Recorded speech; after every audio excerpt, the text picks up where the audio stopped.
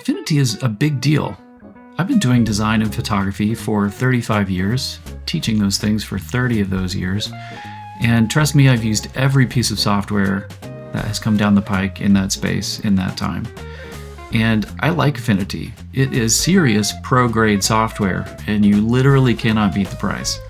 So whether you're a noob who's just looking to get into design and start learning the software, or maybe you're a pro designer who's simply looking to migrate from that other software package, let's learn this by doing.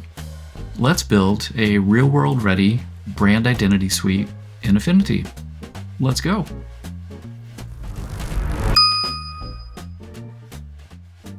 Here's a glance at the brand we're about to create. We are going to begin with clean typography and modify it into a custom logo. And then we're going to generate some graphics to help visually differentiate the brand from its competitors. And we'll also apply print-ready, press-friendly ink colors to those elements, and then begin to iterate them into different artifacts like a piece of letterhead and an envelope and a business card.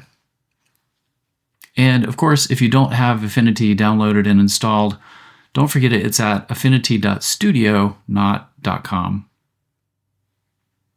When you launch the app, you'll land here at the Welcome panel. By default, you'll be at the home base. If you don't see all this, just go to File, down to New, and this will pop open. You'll see your recent documents when you have any, and you'll also see some nifty little tutorials that will download right into Affinity. Highly recommend. But for now, let's just use the New button. Check it out. It matches the logo. Pretty snazzy.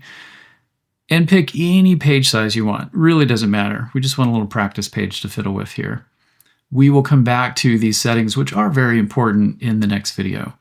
Hit Create or double-click your document icon there, and this gives us something to work with. And before we go too much deeper, I just want to point out really quickly, in the Help menu, you do have Help. It'll pop open a little Help panel. Quite useful. All kinds of good things in there.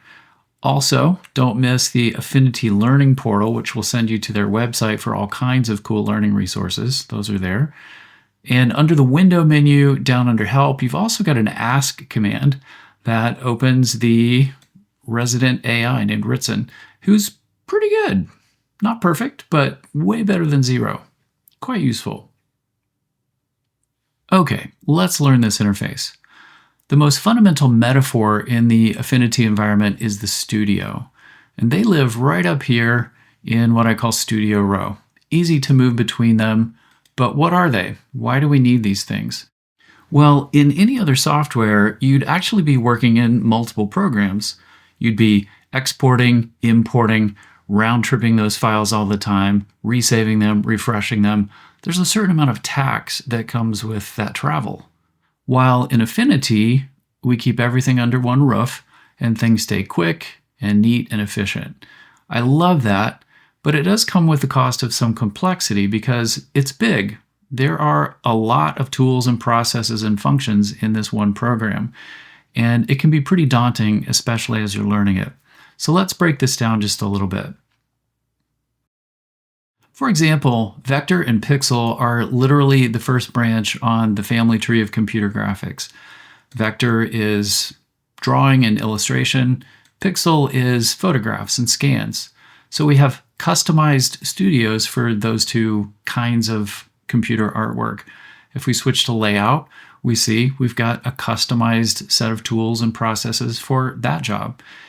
Now, every studio has its own set of tools by default here on the left, and it'll have various panels that open up. And layout happens to have some here on the left and some here on the right. And if we switch back to vector, you can see by default this one has different ones over here on the right and different ones over here on the left. Don't be confused. If you're savvy, you will have noticed that, for example, we have a text tool and a pen tool in the layout studio. And if we switch to vector, we've also got a text tool and a pen tool. So the many tools that Affinity offers get organized in different ways. And the Venn diagram of how these things are organized It does overlap in places, of course. And also don't be confused.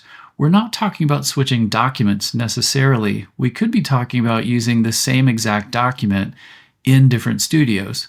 Here's what I mean. For example, what if you're a potter? You might mix and prep clay in one space. You might go to a totally different room where the pottery wheels are to throw your cup. You might then go to at least to a table somewhere to do some glazing, and then probably to a completely different location where the kiln is to finish up. It's probably in its own room because them things is hot. And in any case, you could be working on the same piece of pottery in all those different spaces. Same thing with studios. You could be working on the same document in any of these studios. And if you hit the little ... button, notice you've got lots of other studios to pick and choose from. You can toggle them on and off easily.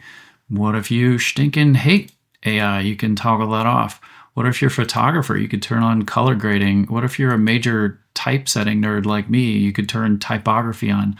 All kinds of nice options in here, and you can even create your own custom studios there if you want to. Quite cool. Let's take a look at the toolbar. If you hover over an icon, you get all kinds of goodies. Chiefest among them usually is the keyboard shortcut, V for the move tool in this case. Change to a different tool, you get different instructions, different descriptions. Anytime you have this little pointer, this little chevron or caret, click and hold, and you'll get a pop-out menu with little tools that are related to the original one. Select one, you even get a little temporary mini toolbar that pops open for those two tools. Switch to a different tool, and that'll go away, not to worry. Notice too that with every tool, you get a particular set of parameters in the context bar up here. Switch to a different tool, and you get different parameters because the tool is different. Last up would be panels. If you hover between the document window and the panel area, and you click and drag, you can see you can resize your panels. Can be pretty useful. Some of these things are a little bulky. You can also grab these tabs and put these things wherever you want them. Customize your workspace all day long. Grab a tab, nestle it with another one, and it creates a panel group.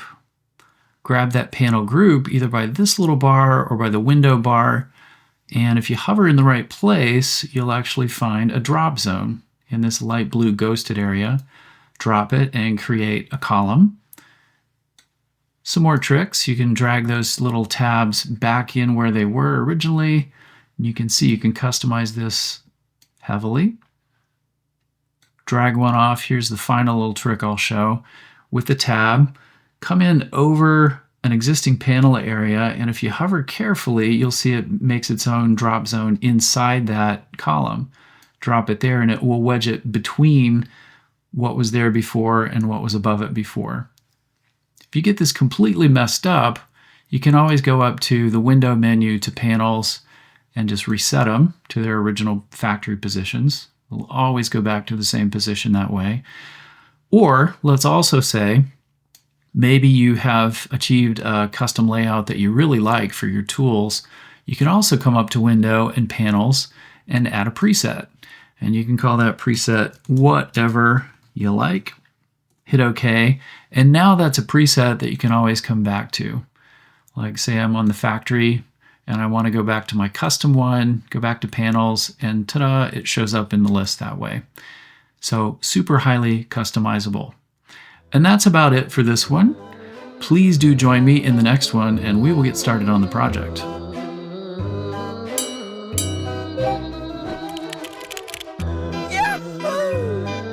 Anyway, thanks for stopping by, and I'll see you in the next one.